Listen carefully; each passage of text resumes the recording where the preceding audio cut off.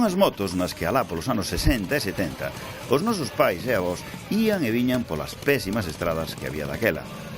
Cambiaron os tempos e agora, ademais de ser un tesouro, son as protagonistas do Campeonato Galego de Motos Clásicas, que reúne os apaixoados deste deporte do motor. Por desgracia non somos moitos porque, como todos os hobbies, son caros. Costa moito, son moitas horas, averías, noites, traballar, moitas cousas que hai que facer.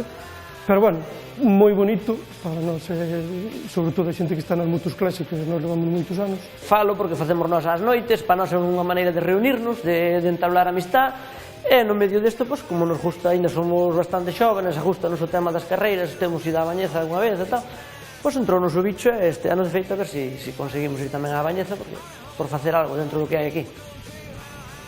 E iso que case todos son dificultades. Resulta caro, non hai axudas institucionais, tampouco circuitos onde correr, e están abandonados á súa sorte.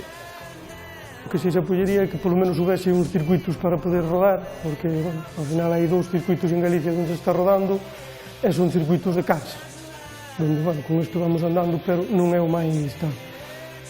Por desgracia non temos un circuito de velocidade para facer estas cousas, pero, bueno, temos que adaptarnos ao que é. Nós o circuito máis cercano que temos é o de Soutelo. E a nos lévanos na furgoneta hora e media chegar alá. Se queres ir a entrenar un día, tens que fastidiar unha tarde inteira. Se vas o sábado, como non hai máis circuitos, está cheo de cars, de coches, de 40.000 modalidades, porque é o único circuito que hai, cercano.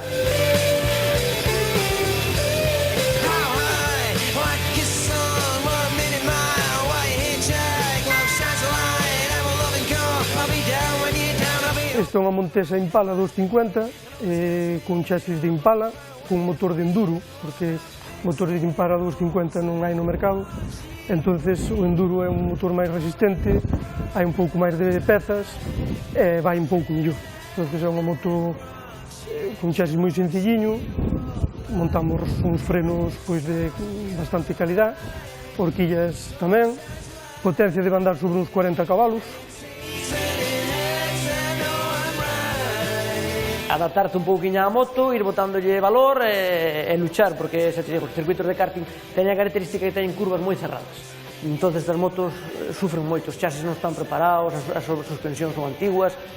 Non é unha moto das modernas que hoxe ainda lle podes pedir máis. Son o que son, dentro deso, pero, bueno, vas xogando con as rodas un pouco boas e tal, e a base da valentía que lle bote cada un e tal, van conseguindo resultados, lógicamente.